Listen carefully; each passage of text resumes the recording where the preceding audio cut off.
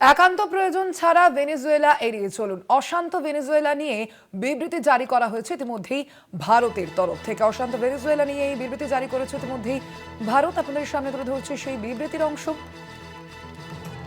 Venezuela নিয়ে এবার ভারতের তরফ থেকে এই বিবৃতি জারি করা হয়েছে। এ বিষয়ে আরো বিস্তারিত জানবো। আমাদের সঙ্গে এই মুহূর্তে ফোন লাইনে রয়েছেন প্রতিনিধি অঙ্কুর ভট্টাচার্য। অঙ্কুরদা, ভারতের তরফ থেকে কি বিবৃতি এই বিষয়ে? দেখো, ভারতের পক্ষ থেকে ভারতের বিদেশ মন্ত্রকের মুখপাত্র রণধীর জয়সওয়াল তিনি যে বিবৃতি জারি করেছেন সেই বিবৃতিতে খুব স্পষ্টভাবে লেখা রয়েছে, একান্ত প্রয়োজন ছাড়া যেন ভারতীয়রা ওই দেশ এড়িয়ে যান। ভেনেজুয়েলায় বসবাসকারী ভারতীয় নাগরিকদের চলাফেরা নিয়ন্ত্রণ করার বার্তাও দেওয়া হয়েছে। যে কোনো প্রয়োজনে সে দেশে অবস্থিত ভারতীয় দূতাবাসের সঙ্গে যোগাযোগ করার পরামর্শ দেওয়া হয়েছে।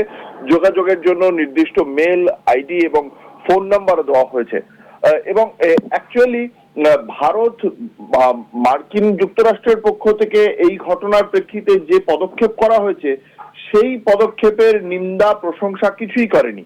চায়না বা ফ্রান্স তারা যেমন ভাবে মার্কিন যুক্তরাষ্ট্রের পক্ষে বা বিপক্ষে দাঁড়িয়ে একটা বার্তা দিয়েছে, ভারত কিন্তু শুধুমাত্র নিজেদের নাগরিকদের যে নিরাপত্তা সুরক্ষা সেই বিষয়টিকে নিশ্চিত করার জন্য যা যা পরামর্শ দেওয়ার সেটা করেছে।